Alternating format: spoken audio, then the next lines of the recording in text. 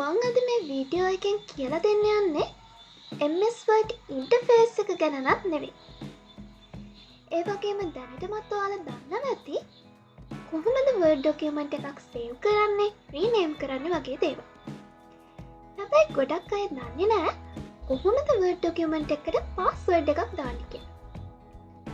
අපි සාමාන්‍යයෙන් password එකක් දාන්නේ ආරක්ෂාවටනේ. පුංචි ඔයාලට නම් හංගන්න දේවල් නැතුව ඇති. හැබැයි සමහර වෙලාවට අපි පාසලේදී IT ප්‍රැක්ටිකල් කරද්දී එකම පරිගණකයෙන් කීප දෙනෙක්ට ප්‍රැක්ටිකල් කරන්න සිද්ධ වෙනවා.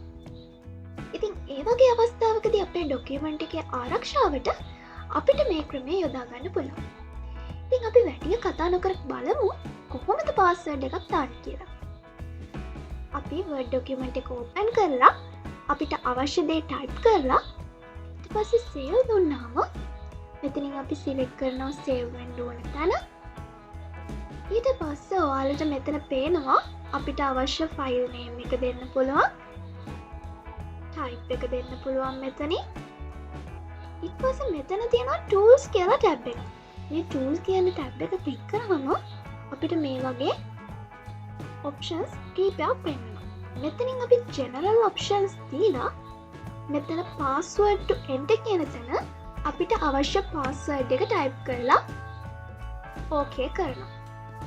ඊට පස්සේ ආයෙම මැසේජ් එකක් එනවා confirm password.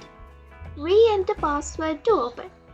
මෙතනදී අපෙන් අහන්නේ අපි ඉස්සෙල්ලා දුන්න පාස්වර්ඩ් එක. අපි ඒක ටයිප් කරලා ආයෙම ඕකේ කරාම ඕකේ කරලා සේව් කරනවා.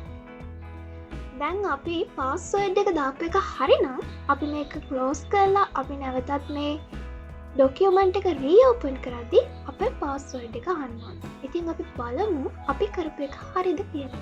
මම මේක ක්ලෝස් කරනවා. අපි D එකේ සේව් කරේ මේ තියන්නේ අපේ ඩොකියුමන්ට් එක. දැක්කනේ දැන් අපේ පාස්වර්ඩ් එක අහනවා. මේ පාස්වර්ඩ් එක එන්ටර් කරලා ඕපන් කරනකම් මේක ඇතුලේ තියෙන දේවල් අපිට පේන්නේ නැහැ. ඉතින් මේ වගේ තමයි අපි Word document එකකට පාස්වර්ඩ් එකක් දාන්නේ. පුංචි ඔයාලට මේ වගේ අලුත් දේවල් සරලව දැනගන්න ඕනේ නම් අපිව subscribe කරලා bell icon එකත් click කරන්න. ඒ වගේම ඔයාලට මොනවාම හරි ගැටලුවක් තියෙනවා නම් කමෙන්ට් සෙක්ෂන් එකේ කමෙන්ට් එකක් දාන්න.